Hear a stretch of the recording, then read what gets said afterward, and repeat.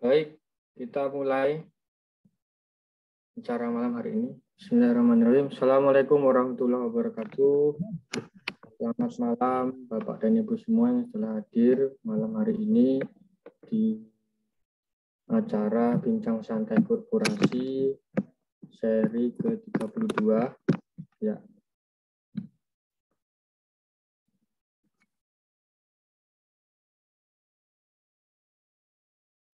Oke.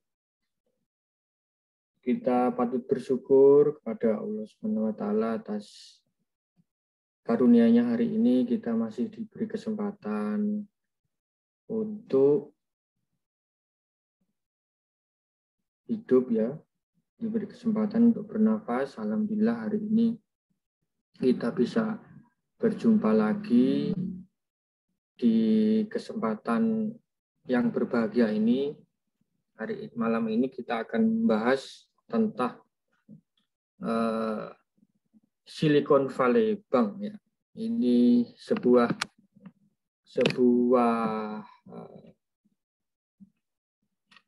isu yang lagi hangat-hangatnya ya, tentang ekonomi global, sangat cukup menggemparkan sekali gitu berita Silicon Valley Bank ini yang merupakan adalah bank yang termasuk cukup besar di Amerika, yang memberikan sebuah harapan kepada kawan-kawan startup ya. Startup itu dalam berbisnis, tapi ternyata kok ini ada ras begitu, ada penarikan dana yang luar biasa, kemudian sampai diputuskan untuk ditutup oleh pemerintah Amerika karena efeknya yang begitu luar biasa. Nah, malam hari ini kita akan membahasnya, apakah pengaruh dari Silicon Valley Bank ini ya, pengaruhnya itu sampai pada perusahaan di Indonesia. Dan sepertinya berita terakhir itu sudah diambil alih juga oleh pemerintah Amerika Serikat ya. Saya kurang paham, nanti akan kita bahas dengan pemateri malam hari ini, Bu Ais Tikani, dan juga nanti ada Pak Iman juga akan memberikan info terkait hal Silicon Valley Bank ini ya. Baik Bapak dan Ibu semua, malam hari ini acara dipersembahkan oleh SN Consulting, kantor konsultan manajemen yang membantu perusahaan-perusahaan untuk tumbuh lebih pesat, membantu membangun sistem manajemen perusahaan-perusahaan yang nantinya bisa, tema besar adalah korporatisasi ya, bisa berekspansi ke banyak negara ya. Kemudian juga dia melakukan right issue dan bisa menjadi korporasi sejati. Baik, nanti Bapak dan Ibu bisa bertanya tentang materi malam hari ini. Dan juga bisa dilakukan di chatbox ya, nanti bila tidak ingin berbincang secara live ya bisa chatbox, atau nanti bisa dilanjut di grup diskusi di grup WA yang sudah kita buat. Kemudian juga Bapak dan Ibu bisa terus mengikuti tulisan-tulisan kami di korporatisa.com dan juga materi-materi yang disampaikan di grup WA dan Telegram. Kemudian juga para entrepreneur, para CEO, para founder juga bisa bertanya dan berkonsultasi di grup itu. Juga kita ada kelas-kelas yang kita lakukan secara offline, gunanya untuk pembelajaran edukasi kepada kawan-kawan, dan juga ini berbagi pengalaman dan juga bertanya tentang bagaimana proses korporatisasi itu. Di Jakarta saat ini sedang berlangsung mulai hari Kamis kemarin ya, itu ada kelas di Jakarta, ada kelas RPD. RPD itu bagaimana menemukan revenue and profit driver, artinya aset yang bisa memicu pertumbuhan omset dan laba. Kemudian juga ada kelas investment company. Kita mengajak kawan-kawan entrepreneur untuk bisa berkontribusi secara nyata di dunia bisnis dengan menjadi investment company, perusahaan investasi yang memberikan portofolio ke para investi, ke para perusahaan-perusahaan yang siap untuk ekspansi seperti BlackRock ya. Kita mengencourage kawan-kawan itu untuk berpartisipasi. Ada BlackRock dari Indonesia. Kemudian juga ada kelas CEO ya. Kelas CEO itu bagaimana seorang CEO itu paham apa itu artinya par value, intangible asset, market value. Kemudian juga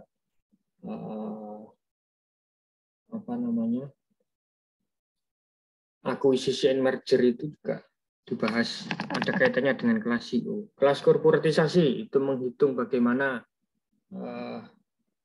perhitungan saham ketika ada pemegang saham baru yang masuk. Itu semuanya berkaitan. Dan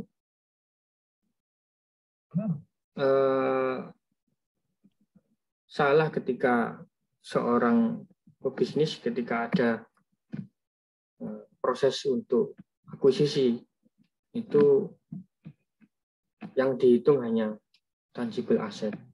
Harusnya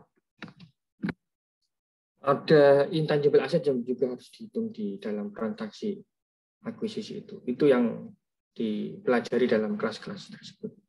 Baik, malam hari ini ya sudah cukup ya, pesertanya sudah ada 30 yang masuk. Langsung saja saya serahkan ke Mbak Astika ini untuk memulai materinya. Silakan Bu Asti.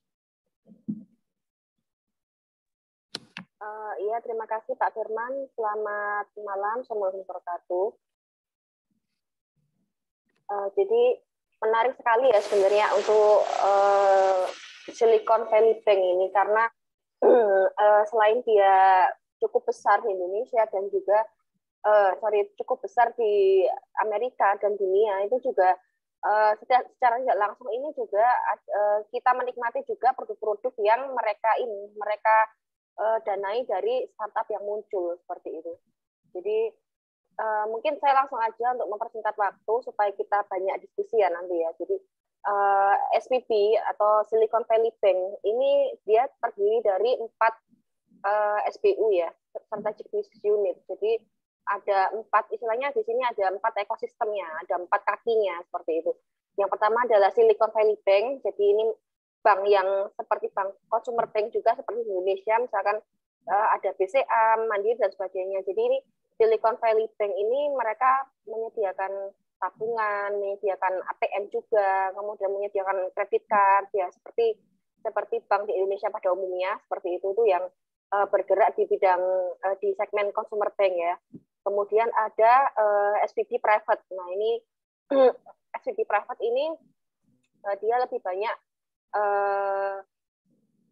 bergerak dalam segmen wealth management. Jadi misalkan seperti mengatur ini ya fiduciary, kemudian warisan, kemudian manajemen aset, properti dan sebagainya. Kemudian ada juga Silicon Valley Bank Sekuritas. Jadi ini sekuritas seperti kalau di Indonesia kita biasanya kalau mau menabung saham atau membeli saham itu kan lewat sekuritas. Nah ini sama juga.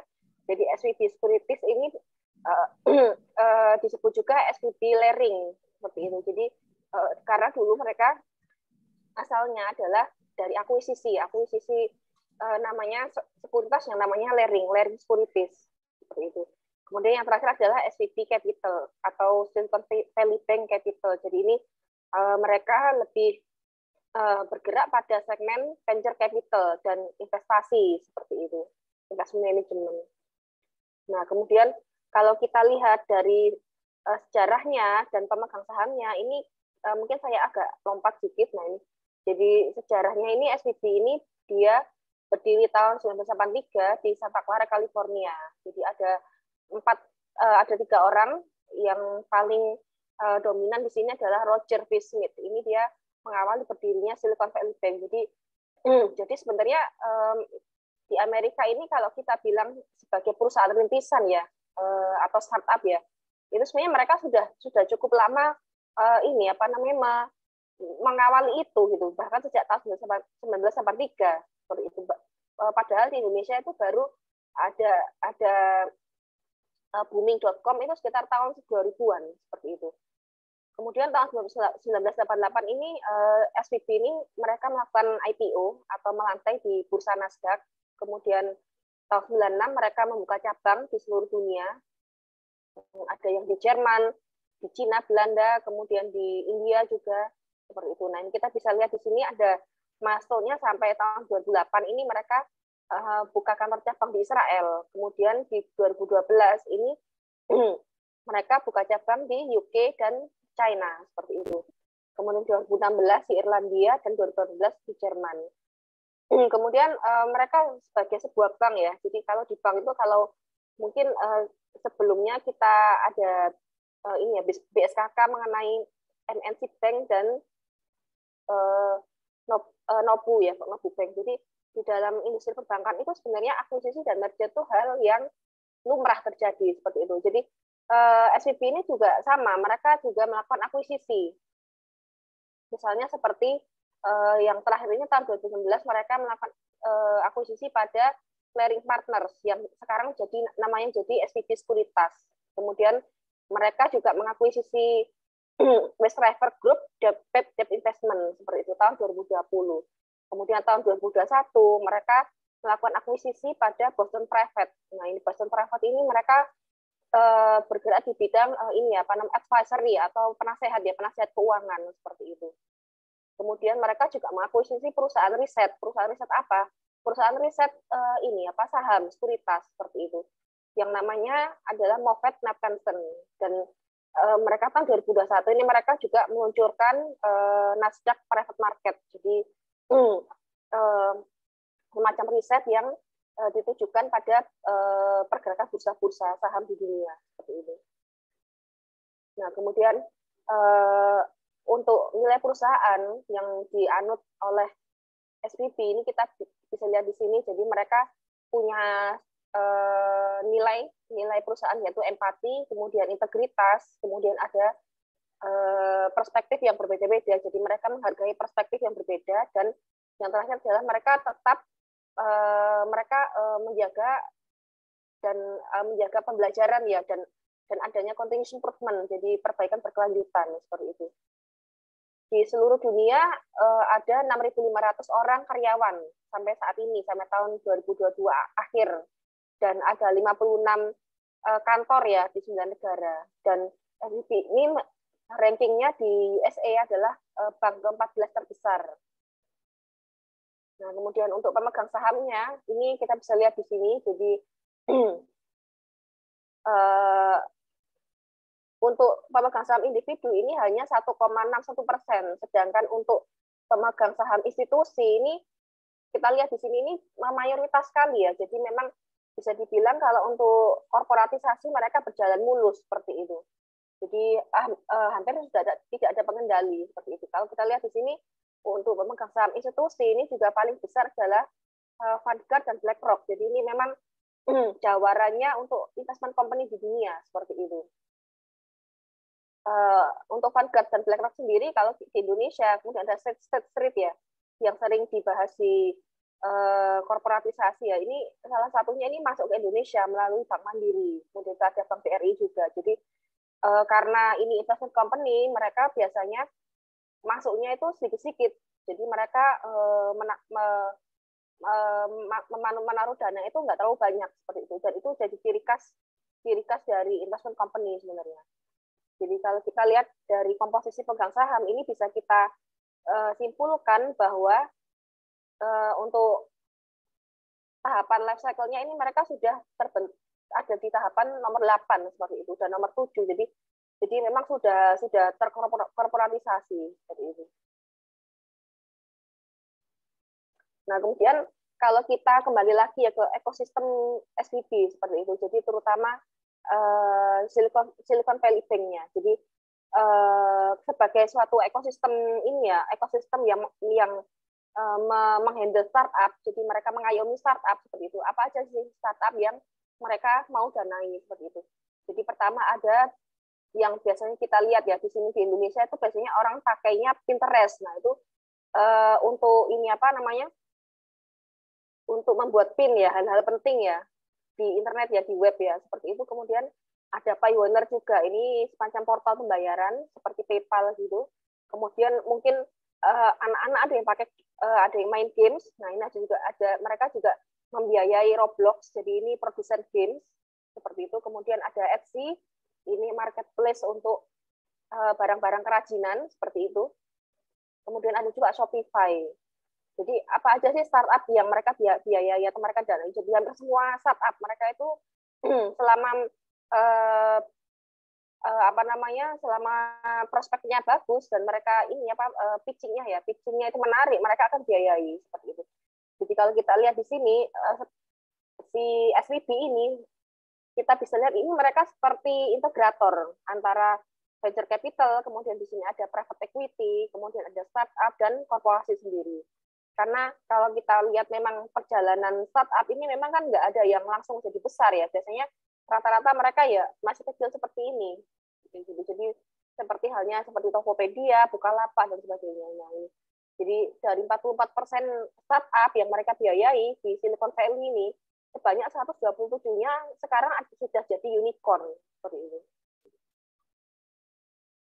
Nah, kemudian milestone-nya startup itu sendiri seperti apa? Jadi kalau kita lihat itu memang nggak semuanya langsung besar. Jadi biasanya mereka mulai dari pre-seed, kemudian seed, kemudian ada juga series A, series B. Nah itu biasanya kalau untuk startup yang baru mulai, kalau kita di Indonesia ini kita terkenal dengan sumber permodalannya IMF ya, istri mertua family. Nah itu istilah yang terkenal sekali seperti itu. Jadi kalau di USA sana itu sama ternyata. Jadi sumber pendanaannya adalah diri sendiri, family atau keluarga dan teman-teman seperti itu. Jadi sama, hampir sama dengan di Indonesia. Nah kemudian kalau mereka si startup ini mereka sudah tumbuh, nah ini ada masuk ke fase seed ya, kemudian seri A, seri B. Nah ini mereka baru di venture capital ini akan mulai masuk seperti itu. Dan SVB ini berusaha merangkul mulai dari startup, kemudian VC dan korporasi kayak gitu atau individu yang ingin membiayai startup ini seperti itu. Jadi sampai startup ini menjadi besar atau menjadi unicorn atau decacorn seperti itu. Nah, kemudian kalau kita lihat apa sih sebenarnya kronologi ya. Jadi jatuhnya atau ada rush ya pada SVB Financial ini. Jadi kalau kita lihat sebenarnya sejak tahun 2022 awal itu karena adanya inflasi yang cukup tinggi di USA itu Federal Reserve Bank itu seperti halnya di Indonesia itu adalah Bank Indonesia itu mereka menaikkan suku bunga seperti itu.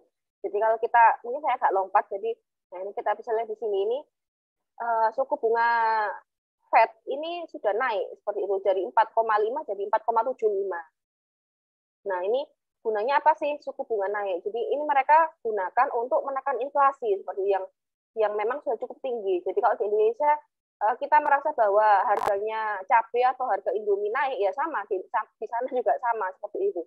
Jadi harga-harga juga naik karena ada inflasi seperti itu. Nah kemudian selain inflasi naik, itu ada ini apa namanya angka pengangguran seperti itu sama-sama juga naiknya. Nah, ini suku bunga ini mereka digunakan oleh bank sentral untuk mengatur atau meregulasi inflasi seperti itu.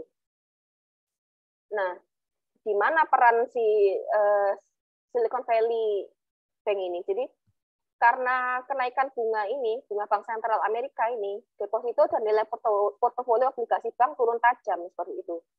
Kenapa? Karena mereka kan harus ini ya, harus istilahnya mereka harus membayar bunga lebih tinggi seperti itu.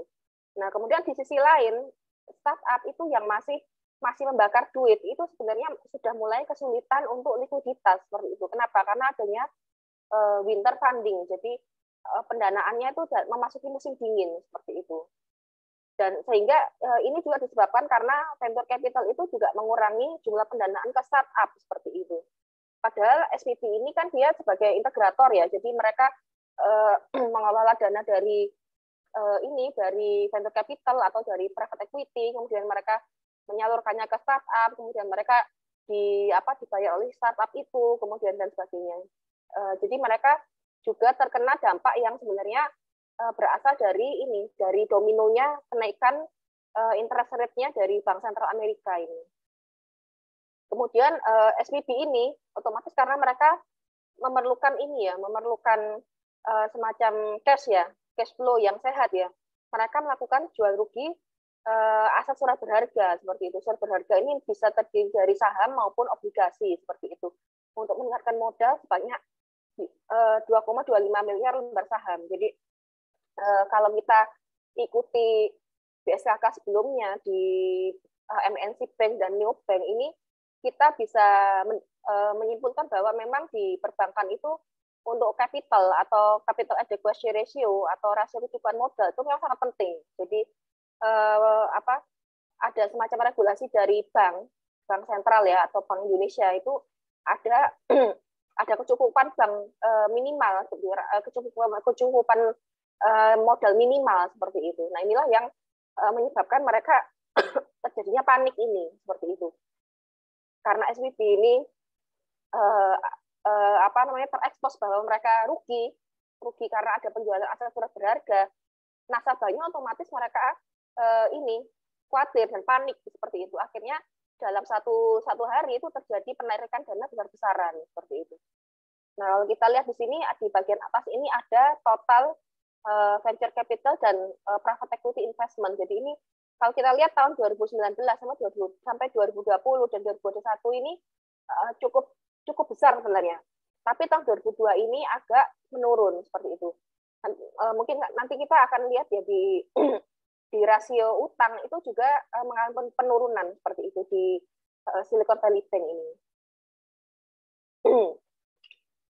Nah, ini kita juga bisa amati di sini bahwa untuk indeks di Nasdaq 100 di bursa Nasdaq ini juga pada tahun awal 2023 ini sempat turun seperti itu. Dan turun ini cukup tajam seperti itu karena mereka merespon ini ya kenaikan suku bunga Bank Sentral dan inflasi yang terjadi di Amerika seperti itu.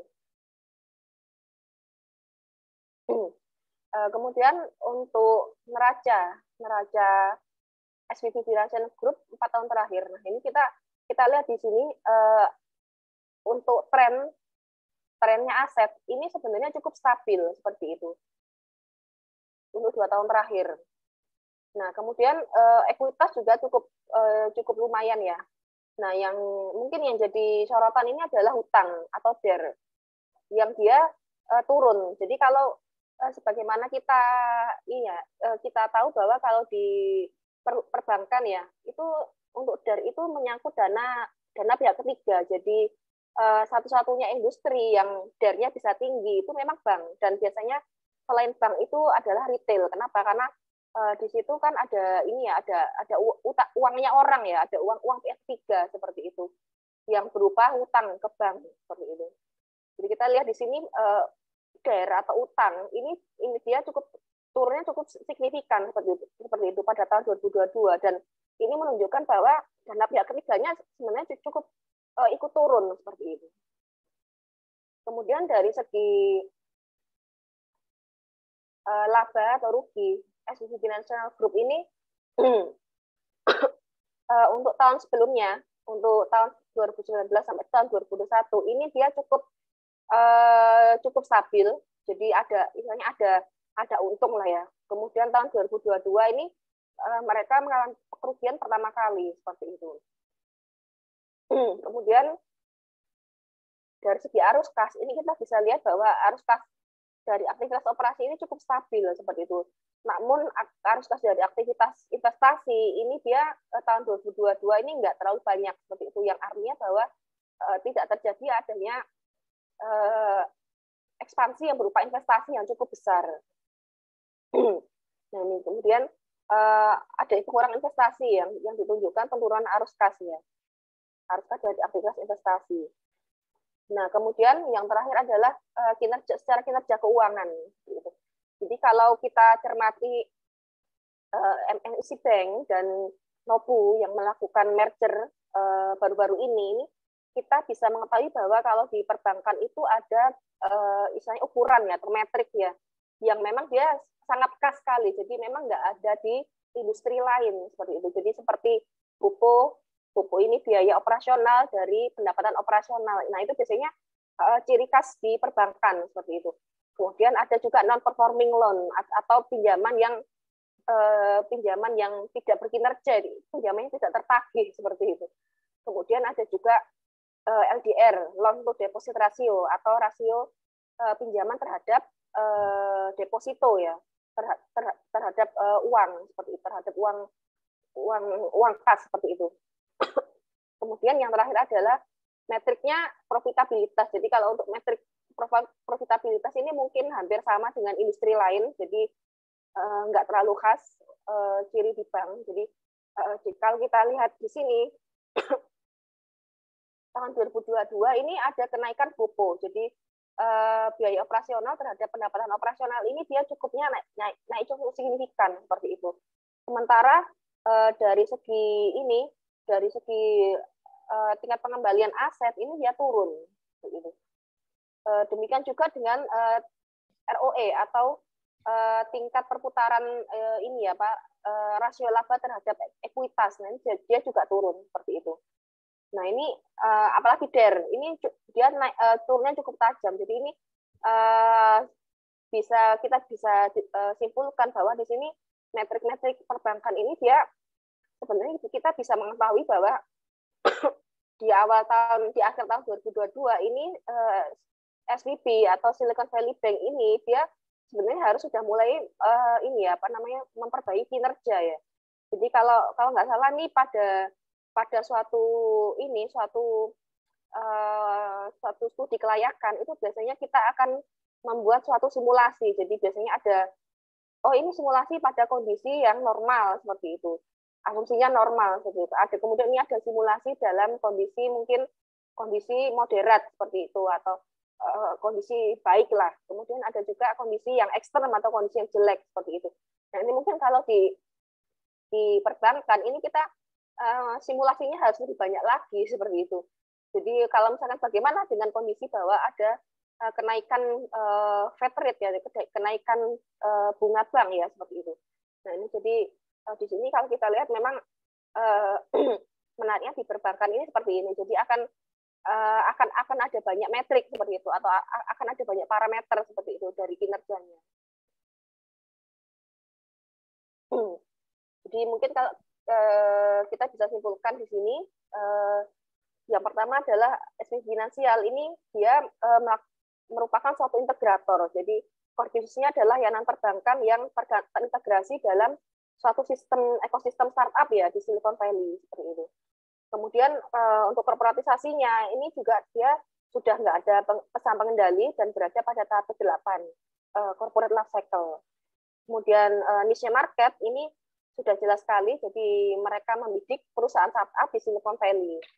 Kemudian karena adanya pengetatan likuiditas ya di banyak startup teknologi dan faktornya makroekonomi yang disebabkan naiknya bunga bank sentral seperti itu merupakan salah satu faktor yang menyebabkan terjadinya rush atau kejatuhan SVB ya, Silicon Valley Bank. Nah, kemudian ketatnya likuiditas ini sebenarnya sudah diindikasikan dengan turunnya jumlah dana venture capital yang diinvestasikan dan peningkatan rasio LDR. Jadi kalau kita lihat di sini loan to deposit ratio, nah ini dia setelah stabil dia naiknya cukup tajam seperti ini tahun 2022 seperti itu. Dan hal ini juga diikuti dengan ini ya tidak stabilnya DER ya. Jadi DER itu kalau di perbankan memang ukurannya adalah tidak terbatas seperti itu. Sementara kalau di industri lain itu biasanya ada regulasi atau ada istilahnya lazimnya itu adalah empat kali lipat ya utangnya seperti itu dari ekuitas seperti itu. Tapi kalau di perbankan ini memang dia nggak dibatasi seperti itu. Dan kemudian yang terakhir adalah turunnya efisiensi. Efisiensi ini juga ada indikasi turunnya efisiensi ini dikarenakan meningkatnya rasionya BOPO. Jadi adanya peningkatan biaya operasional terhadap pendapatan operasional tahun 2022 jika dibandingkan dengan tahun 2021. Nah, jadi kita lihat di sini nih tahun 2022 yang kuning ini dia garisnya agak naiknya tajam seperti itu. Artinya dia memang ada biaya yang lebih tinggi daripada tahun sebelumnya.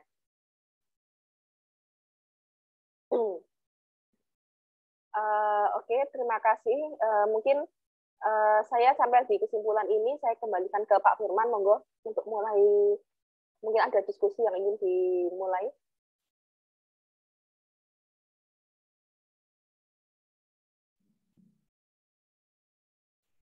Baik, pasti. Kalau kita lihat tadi, sebenarnya memang ini ya. Jadi memang SVB ini adalah semacam investment bank begitu, ya, yang sejatinya di Indonesia ini belum ada seperti itu ya Mbak Asti. Karena dia kan sifatnya membiayai untuk startup gitu. Di luar daripada itu kan tidak segmen bisnisnya kan tidak ada ya, begitu ya Bu Asti. Iya, jadi memang uniknya di SVB ini mereka tuh seperti apa ya, seperti punya ekosistem gitu ya Pak Firman. Jadi mereka itu kayak mereka punya kaki ini, dan kakinya itu semua membentuk ekosistem seperti itu. Uniknya di situ. Gitu. Dan memang kalau di Indonesia ini kan bisa dibilang ini ya apa namanya startupnya tuh masih seperti apa ya, seperti ya mereka jalan sendiri-sendiri seperti itu. Gitu. Tapi kalau di Amerika kan memang pemerintahnya kan memang ya punya Silicon Valley itu yang jadi rumahnya para startup itu yang produknya kita pakai itu kayak Facebook, kemudian apa namanya WhatsApp, kemudian mungkin Amazon, kemudian dan sebagainya seperti itu. Ya, ya. Oke. Ya, silakan dari Bapak dan Ibu. Saya mulai diskusi saja. Mungkin ada yang mau bertanya atau menyampaikan pandangan yang berbeda. Silakan. Ya, mungkin bisa diulang lagi, Bu. Yang kaitannya tadi ada istilah pre-seed, kemudian seed itu kategori untuk ini ya, untuk startup begitu ya. Coba slide-nya tadi. Itu menarik nih. Jadi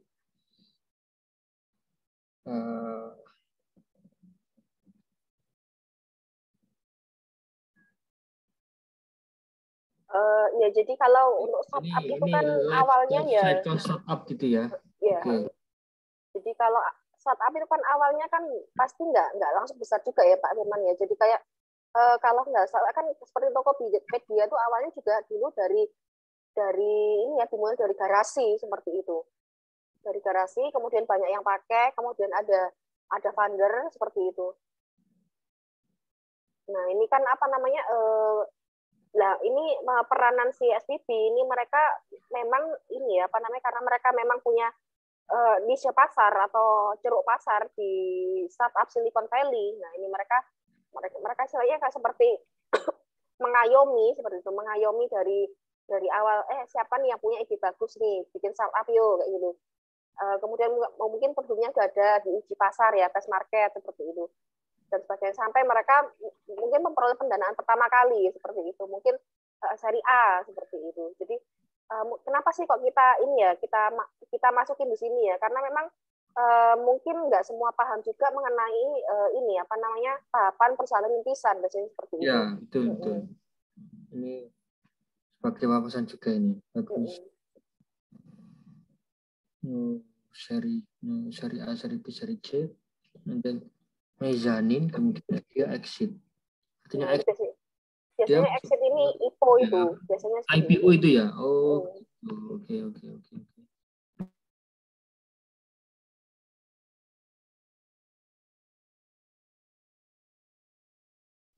Oke, baik.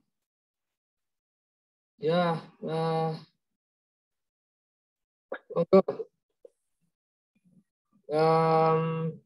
Pak Iman mungkin ada yang mau disampaikan, Pak Iman? Via chatbox, Firman. Saya tanya Pak Iman dulu mungkin sebelum saya ke chatbox. Mungkin ada hal yang mau disampaikan berkaitan dengan ini. Mati mic-nya itu. Ya, silakan. Kalau saya melihat laporan keuangannya SVB Bank itu, ada yang menarik. Yang tahun 2022 itu, dia asetnya, saya boleh share ya? Sebentar, saya share layar saya.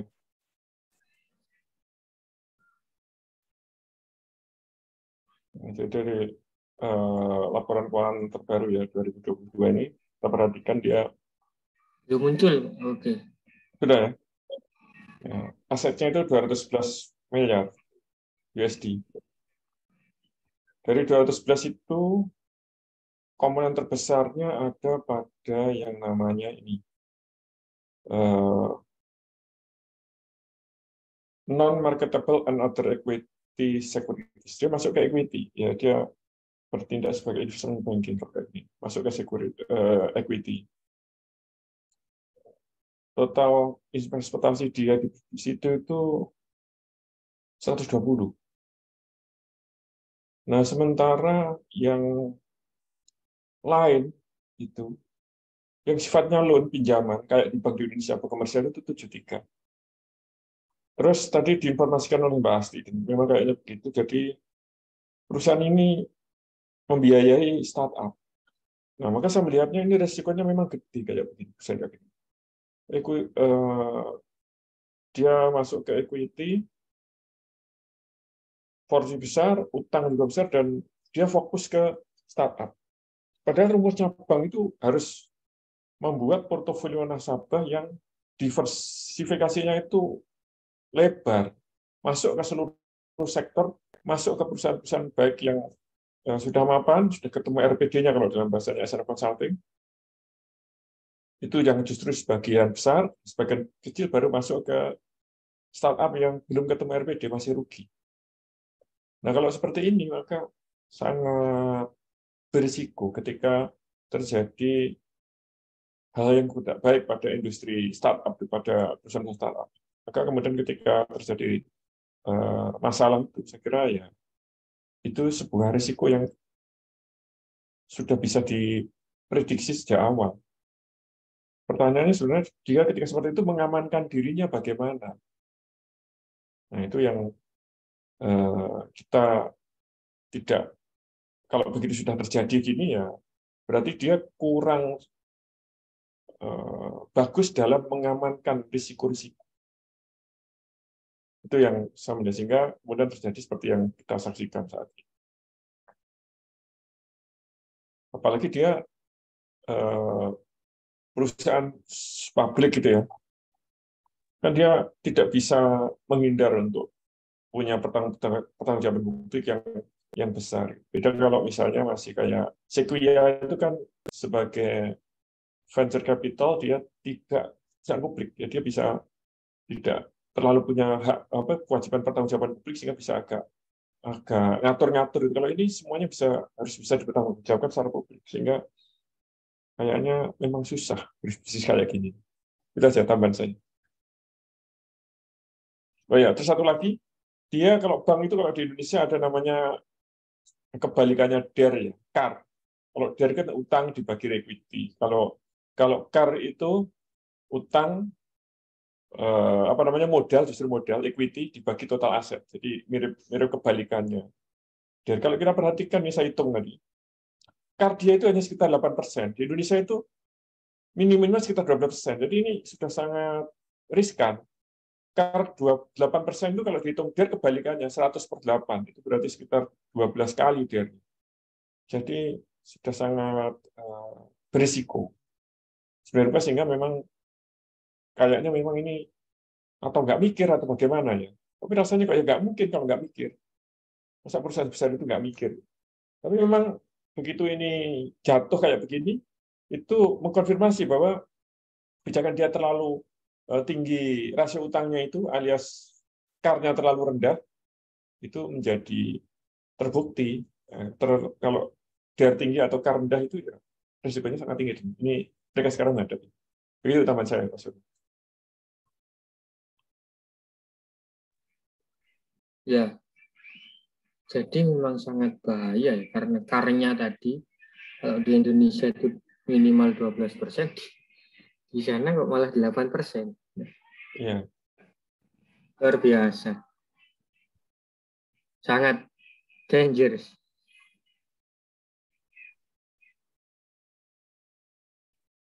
Iya. Kalau dipikir-pikir Pak Iman, itu bank sebesar itu ya membiayai investment company yang Startup. membiayai startup. Belum boleh bertanya? Oh ya, baik. Dengan silakan.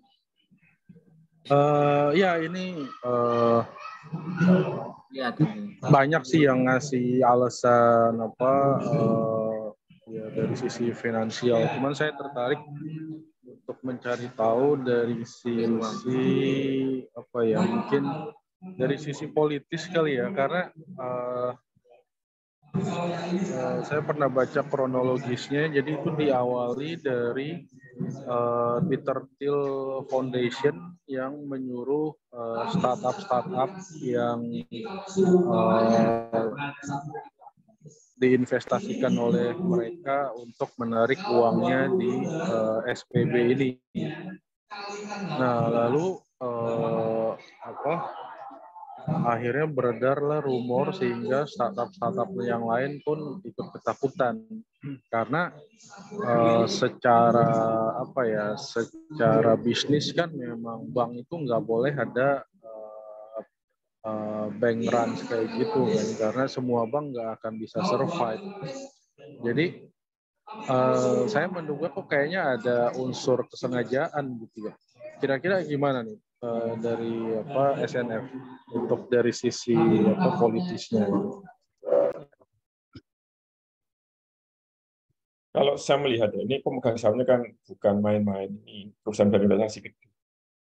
Jadi saya kira mereka juga bukan anak kemarin sore yang bisa dimain-mainkan oleh pihak lain gitu. Sehingga menurut saya ya ini kita melihatnya secara bagaimana strategi mereka, dan kemudian dari hasil dari strategi itu sekarang ini nyatanya mereka bermasalah. Nah, bahwa ketika mereka berstrategi itu ada paksaan-paksaan politik, ya itu kita kan tidak bisa mengkonfirmasi juga. Sehingga saya kira susah untuk menganalisis secara politik, apalagi nanti pakai teori konspirasi, makin susah lagi. Maka kalau saya lebih suka bisa melihatnya bahwa strategi seperti itu ya risikonya tinggi, dan sekarang mereka kejeblos pada risiko yang memang tinggi. Begitu kalau saya pikir. Oke, makasih.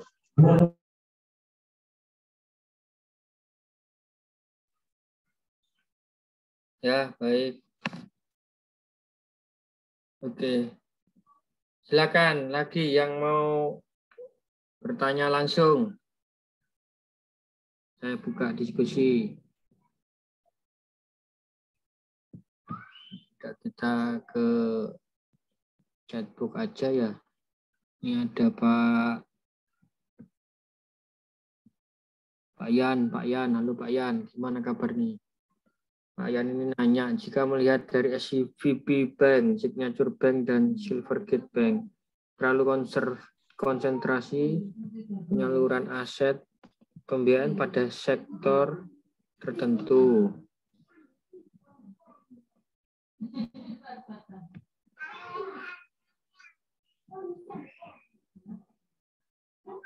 Ini sehingga kredit risk. Seperti apa yang disampaikan Warren Buffett? Bagaimana menurut Bu Asti? Pak Yan, kalau langsung aja Pak. Oke. Gini, dari pengamatan saya dan membaca dari beberapa sumber, memang si SVB Bank, Signature Bank, Silvergate itu terlalu konsentrasi pada sektor tertentu. Kalau SVB itu ke startup, kalau misalkan Signature dan Silvergate itu ke crypto industry. Sehingga kalau menurut pengetahuan saya di perbankan itu masuk dalam area credit risk. Jika misalkan ada salah satu goncang ekonomi atau apapun terjadi turbulensi kepada sektor itu akan hancur investasinya. Sehingga saya merefer kepada Warren Buffett bahwa don't put your money in one basket. Sehingga memang harus di-manage portfolio risikonya. Ini terkait dengan risiko. Nah, bagaimana menurut Mbak Asti kejadian default itu karena gara itu? Nah, memang kan sudah disampaikan oleh Pak Iman tadi ya Pak Yan ya, kalau memang sebagian besar porsi pembiayaannya itu di investment ya memang harus ada ini, harus ada istilahnya mitigasi resiko yang cukup robust ya, cukup kuat gitu. Jadi kalau kita lihat di sini kan memang oke lah mungkin kripto ya, mungkin kripto itu dianggap sebagai startup karena dia suatu model ini apa namanya mungkin uang yang baru seperti itu, atau model currency baru seperti itu. Jadi kalau kita lihat di sini kan memang mereka masuknya untuk startup apa aja sih? Ada fintech, ada apa namanya teknologi iklim, kemudian ada juga life science atau kesehatan seperti itu. Ada juga apa ini enterprise software, perangkat lunak perusahaan, mungkin seperti ERP dan sebagainya. Ada juga yang terakhir ini malah premium wine atau anggur premium. Nah ini saya juga kurang tahu nih kayak gimana, mungkin anggur yang rasanya enak banget atau gimana gitu. Nah ini juga pasti di sektor industri ini mungkin ada resiko juga, nggak mungkin kan nggak ada resiko seperti itu. Nah yang ini yang kita harus manage seperti itu. Makanya tadi dari annual report dari laporan keuangan tadi kan menunjukkan adanya porsi pembiayaan investasi yang cukup besar seperti itu. Jadi asetnya ini lari kemana? Oh ternyata dalam bentuk ini apa namanya investasi seperti itu. Nah ini dan itu memang resikonya ya jelas tinggi seperti itu. Gitu. Jadi kalau resiko tinggi, jadi ya kita harus ada, misalnya kayak plan A, ada plan B, ada plan C, ada plan D seperti itu. Mungkin kita nggak ngerti, mungkin nanti sepertinya kondisinya seperti ini. Misalkan ada startup yang gagal bayar gitu, atau mungkin ada juga kondisinya ada inflasinya meroket seperti itu. Mungkin juga nanti ada si apa namanya bank sentral tuh menaikkan suku bunga sampai 8% misalkan. Nah, kita kan nggak pernah ngerti ya seperti itu ya. Hal-hal yang di luar dugaan seperti itu. Gitu. Jadi memang ada kalau di industri perbankan tuh memang salah satu cirinya tuh ya itu tadi pengelolaan resiko yang ketat ya. Makanya kan kalau di Indonesia kan ada LPS. Nah, ini sekarang kan si SVB ini kan beritanya kan sudah diambil alih oleh pemerintah Amerika ya melalui ini ya kayak LPS-nya mereka, jadi lembaga penjamin simpanannya mereka seperti itu. Nah ini juga pasti juga ada semacam skenario untuk apa namanya memanage itu yang sampai sekarang kan masih terjadi, masih dikerjakan seperti itu.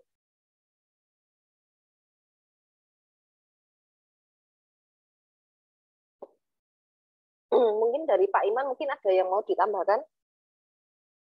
Monggo.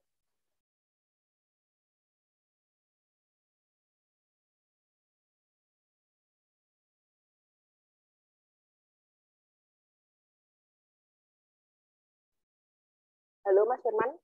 Oke. Ya, ada cross check Pak Yan. Cukup. Oke, cukup. Ya. Ya, kita lanjut ke pertanyaan selanjutnya. Nah, kalau dilihat dari pernyataan Pak Iman tadi ini dari Pak Ahmad Fanani, kok menarik ya itu Pak. Perusahaan sebesar itu kok apa enggak mikir. Nah, sebenarnya apa ada pihak yang diuntungkan ini dengan kejatuhan SVB ini? Gimana tanggapannya? Pak Iman mungkin yang tadi memberikan statement. Monggo Pak Iman dijawab. Mic-nya masih mati. Halo? Gangguan jaringan. Mbak Asti mungkin bisa bantu, Mbak.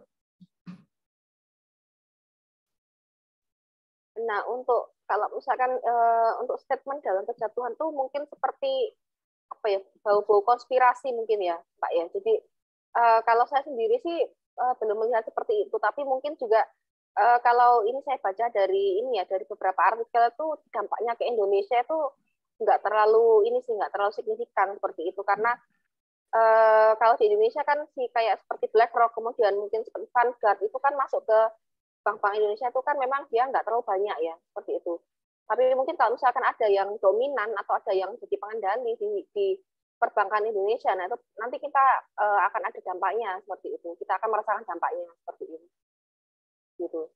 Tapi kalau kita lihat di komposisi ini ya, apa namanya, pemegang sahamnya seperti BlackRock dan Vanguard, State Street itu memang dia di SVB ini mereka punya sedikit-sedikit seperti itu.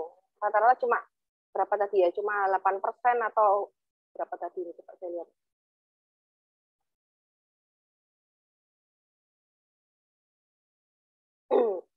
Nah, ini mereka cuma 8%, 11% seperti itu. Mungkin kalau di Indonesia nggak terlalu ini sih, nggak terlalu banyak sih ya kalau Vanguard seperti itu. Karena kan di Indonesia ini kan juga ada seperti semacam regulasi ya untuk apa namanya, untuk membatasi ini ya kepemilikan asing ya di ini ya bagi pemegang saham ya. Dan kita bisa lihat di sini nih seperti Vanguard, BlackRock, State Street ini mereka ini apa namanya banyak masuk di Bank Mandiri dan kalau nggak salah terakhir kemana BRI seperti itu. Nah, jadi kalau misalkan dampaknya ke Indonesia ya bisa jadi mereka ini lari seperti itu, karena biasanya sih kalau di bursa di Amerika itu kalau dia interest rate-nya lebih tinggi itu biasanya investor akan ada capital outflow, jadi investor itu keluar dari bursa. Jadi efeknya kalau saya lihat sih di bursa Indonesia itu memang beberapa minggu ini itu memang agak turun ya, jadi kayak letoy gitu ya, nggak kurang bagus gitu loh naiknya seperti itu. Mungkin ada efeknya seperti itu gitu. Jadi yang mungkin kita harus cek lagi seperti itu, Kak. Apakah itu memang ada hubungannya dengan si SVB ini atau gimana seperti itu?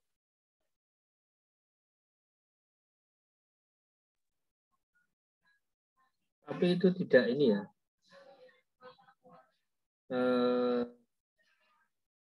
Masih jauh startup yang di Indonesia tidak ada pengaruhnya di SVB, Mbak Asti.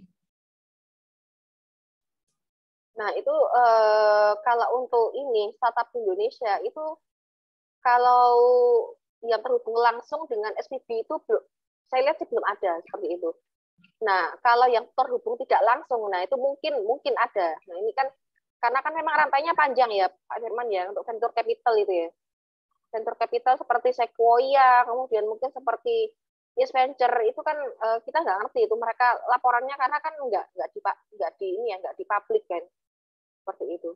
Mungkin ada hubungannya, tapi cuman nggak terlalu langsung seperti itu, hubungan langsung seperti itu. Mungkin kalau kita pakai software ini atau mungkin pakai game ini, mungkin harganya agak lebih mahal gitu aja, karena Karena mereka kan ini apa namanya, sekarang ini kan hampir semuanya kan ada ini, ada yang langganan, yang premium itu ada yang gratis ya, seperti itu. Jadi memang salah satu upaya si startup untuk ini mengenerate revenue atau mengenerate pendapatan itu ya itu tadi dari biaya langganan itu tadi, seperti itu.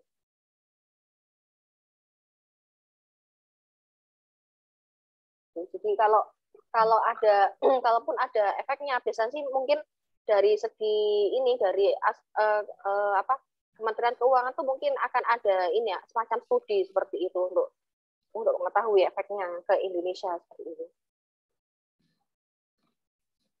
Oke, ya baik. Tempoh hari dari OJK di sini kan juga diharap masyarakat untuk tenang. Sebenarnya ya kalau secara langsung tidak ada efek yang ini ya, pasti ya, tidak ada yang efek yang sangat bersentuhan. Tapi benar mungkin ada yang secara tidak langsung gitu ya. Iya, karena kan untuk rantai pembiayaan startup itu kan sebenarnya juga panjang ya Pak Firman. Kita nggak ngerti itu hubungannya dengan mungkin dengan ada hubungannya dengan Tokopedia atau Bukalapak atau apa, saya nggak ngerti seperti itu. Karena ya itu tadi saking panjangnya rantainya itu tadi seperti itu. Betul. Oke. Ada lagi kawan-kawan yang mau bertanya tentang startup ini, Silicon Valley Bank? Cukup disayangkan ya, ini Silicon Valley yang didengungkan itu adalah pusat dari para startup ya, startup yang saat ini sudah banyak menghasilkan bisnis-bisnis baru. Sangat disayangkan bila hal yang ini terjadi, tapi memang begitu kenyataannya. Silakan yang dari yang lainnya, mungkin ada yang berpandangan berbeda dengan pemaparan malam hari ini.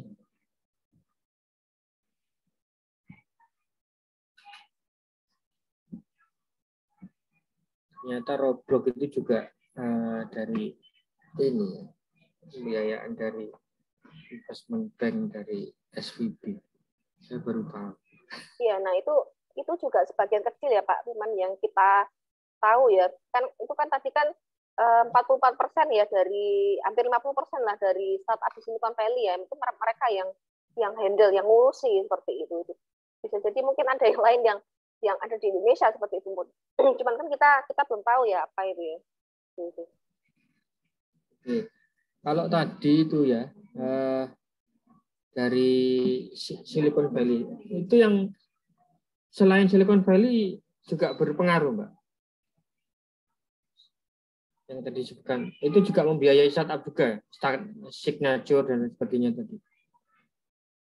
Nah, itu untuk hubungannya sih bisa jadi secara tidak langsung seperti itu kan. Karena kalau untuk di bank itu kan ini ya, apa namanya, mereka kan istilahnya ada seperti apa ya, kalau bank itu kan seperti makelar ya Pak Firman ya, seperti mereka dapat dana, kemudian kan disalurkan. Nah, disalurkan ini dapatnya dari mana dan disalurkan kemana. Nah, ini kan ada banyak pintu seperti itu. Nah, itu yang kita juga belum petakan di situ gitu. Baik. Ada pertanyaan dari Pak Surento. Halo Pak Pato. Ya, apakah ini merupakan ketidaksiapan SVB dalam menghadapi perubahan dari transaksi online sebelum pandemi sehingga berkembang industri startup yang pesat, sedangkan saat ini sudah berangsur transaksi offline pasca pandemi. Sedangkan kebijakan perbankan di US terlambat untuk antisipasi adanya bank rush. Nah, ini sebenarnya menjadi pelajaran perbankan Indonesia dalam pembiayaan startup baik langsung atau tidak langsung. Pasti, silakan ditanggapi, Mbak. Yang Yang mana? Yang dari Pak Irwan ini ya? Ya Pak. Yang mana? Pak Reto. Oh, okay. Ketidaksiapan dalam menghadapi perubahan transaksi online. Sebenarnya tidak ada transaksi online ya Mbak ya, kaitannya dengan SVB ini. Mungkin ini maksudnya mungkin bukan masalah transaksi, ini mungkin seperti kayak apa ya? Seperti apa namanya?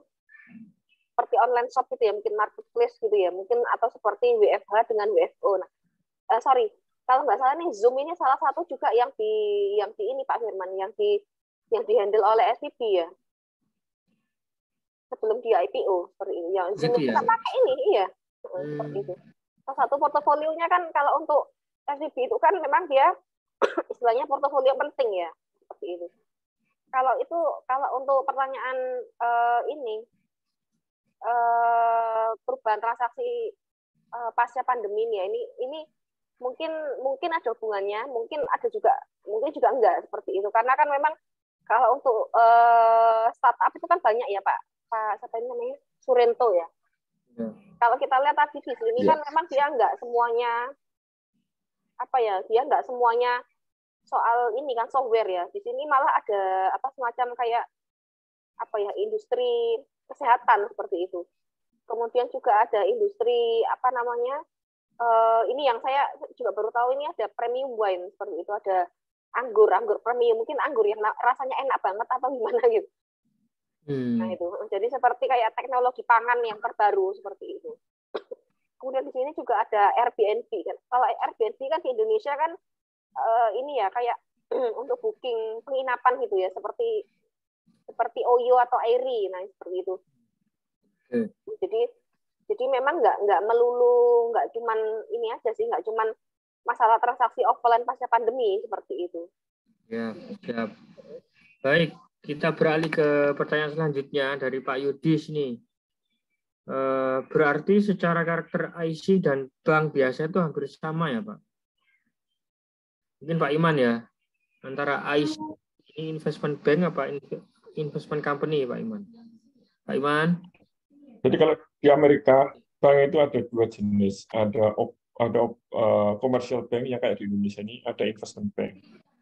Kalau di Indonesia kan nggak ada investment bank, adanya hanya komersial. Kalau yang bank yang kita bahas ini SVB ini beroperasi di dua-duanya. Aset dia pada investment banking lebih banyak daripada yang komersial. Oh, beroperasi di kedua-duanya ya Pak? Iya. Kalau lihat laporan keuangan tadi. Malah yang terbanyak lebih banyak di investment banking-nya. Investment bank-nya yang banyak. Nah, celakanya dia masuk pada sektor tertentu, pada perusahaan startup, tapi seperti yang disampaikan Pak siapa tadi? Pak Yan tadi ya. Ini pada atau siapa tadi? Ini pada hanya industri tertentu, itu risikonya berat kalau kayak gitu. Nggak boleh sebenarnya. Harusnya secara risiko. Menebarkan banyak risiko ke semua industri. Menebarkan ke banyak semua industri, tidak boleh atau semua model bisnis, tidak hanya fokus pada satu bidang begitu. Bahaya. Oke. Baik. Waktunya habis Mas Firman. Ya, satu lagi nih pertanyaan dari Pak Irwan sekalian ya. Apakah ini menandakan startup mengalami masa-masa yang mulai turun surut dalam industri di Amerika? Pak Imanan, silakan. Kan startup itu memang resikonya tinggi, jadi ya bukan turun, nanti akan terseleksi oleh waktu.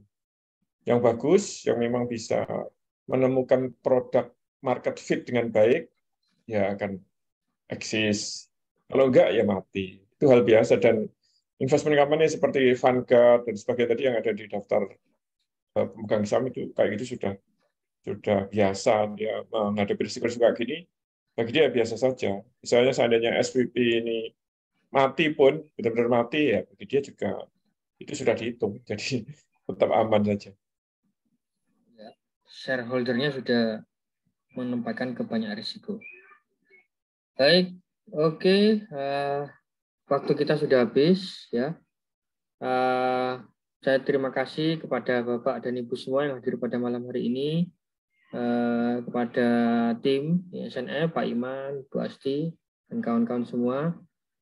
Kita lanjut lagi di PSK seri ketiga ya, dengan materi yang berbeda tentunya, dan saya harap Bapak dan Ibu yang bergabung pada malam hari ini juga bisa ikut join di next PSK. Ya, sekali lagi saya ucapkan terima kasih. Kami mohon maaf bila ada penyampaian yang dirasa kurang berkenan. Baik, ikuti terus tulisan-tulisan kami di guru.purwodesa.com dan juga materi-materi yang kami sebarkan di grup-grup WA dan Telegram. Bapak dan Ibu juga bisa bertanya, kaitannya dan berkonsultasi di grup tersebut dan berdiskusi tentang bisnis dan perusahaannya masing-masing. Terus ya, kemudian juga untuk lebih mendalami dengan materi-materi kami bisa ikut kelas offline kami ya, di Surabaya, Jogja, dan Jakarta. Saat ini masih berlangsung di Jakarta. Besok kelas korporasi dan kelas CEO. Baik, saya pikir dari kami seperti itu. Kami pamit undur diri. Kurang lebihnya mohon maaf. Bila tidak ada, wassalamualaikum warahmatullahi wabarakatuh. Waalaikumsalam.